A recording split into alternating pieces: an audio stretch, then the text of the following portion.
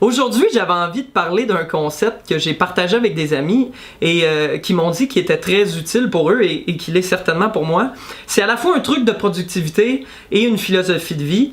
Et j'ai nommé le fait de commencer sa journée en attaquant un dragon.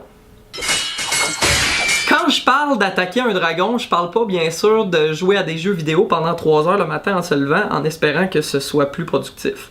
Non, malheureusement si c'était vrai. Mais non, en fait quand je parle d'attaquer un dragon, je parle de commencer sa journée avec une tâche qui nous fait peur, qui nous rebute, sur laquelle on procrastine, qu'on sait que si on l'accomplissait, on serait fier de nous et qui nous ferait avancer pour atteindre un but désiré.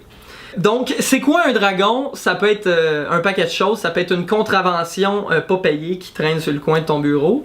Un dragon, ça peut aussi être d'écrire un courriel à quelqu'un avec qui tu as vraiment envie de travailler, de collaborer sur un projet, mais ça te fait peur parce que tu sais pas si la personne va avoir envie de travailler avec toi ou non.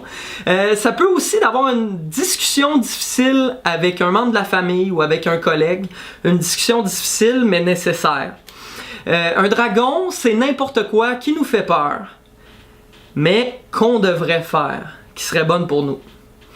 Maintenant, la particularité des dragons, c'est que les dragons, lorsqu'on les évite, ils disparaissent pas. Hein? Ben ouais. Hein? C'est ça qui est maudit avec les problèmes, c'est que ça disparaît pas, au contraire, ils grossissent si on les attaque pas.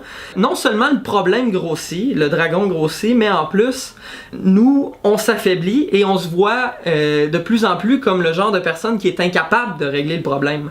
Alors que chaque fois que tu accomplis un dragon, non seulement tu règles un problème, mais en plus tu augmentes les chances que le prochain dragon que tu attaques, tu y arrives aussi parce que tu vas avoir la confiance de l'avoir fait dans le passé. Et ce qui est génial avec les dragons, c'est que les dragons cachent de l'or.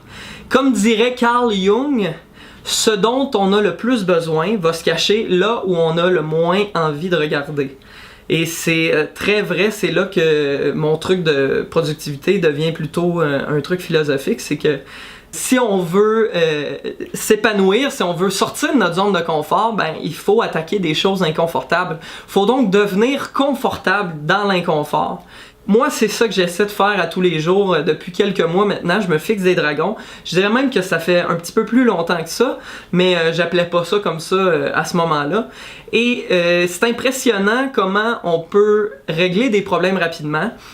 Ce que vous allez voir, c'est que si vous n'êtes pas familier avec cette idée-là, vous risquez de surévaluer votre capacité d'attaquer des dragons dans une journée, mais de sous-évaluer sur quelques mois, voire années, combien de problèmes on peut régler.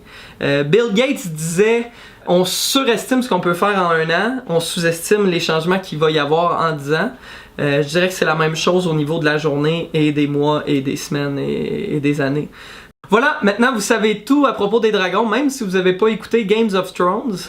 Ce qui est le fun avec la vraie vie, c'est que contrairement à Games of Thrones, tu meurs pas systématiquement après chaque dragon. Je sais pas, j'ai même pas écouté la série. Parlez-moi de vos dragons dans les commentaires. Si votre dragon est trop personnel, maquillez-le un peu. Genre engueuler ma coloc parce que elle fait pas sa vaisselle pour être maquillée, comme avoir une discussion difficile avec une tierce personne. Voilà. Bye bye. Bonne chance avec vos dragons. Moi je vais aller faire le mien qui est de mettre cette vidéo là en ligne.